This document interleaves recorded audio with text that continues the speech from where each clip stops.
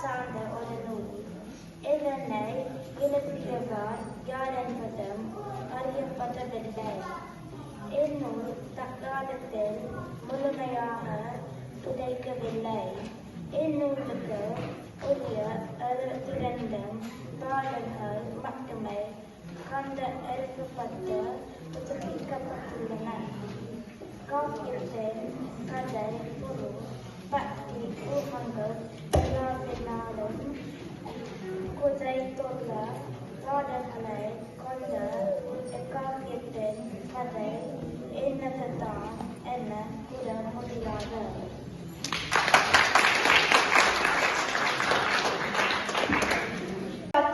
என்னும் காவியம் பற்றிய சில அறியப்பட்ட குறிப்புகள் மற்றும் நூலின் காட்சிகள் அடிப்படையில் இக்காவியத்தின் கதை இவ்வாறாக இருக்கலாம். புகார் நகரில் நவகோடி நாராயணன் என்னும் செல்வ செழிப்புமிக்க வணிகன் இருந்தார். அவனுக்கு 2 மனைவியர்.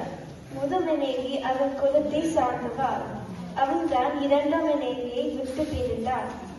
அவன் பிரிந்த சமயத்தில் அப்பெண் கருவுற்று இருந்தார்.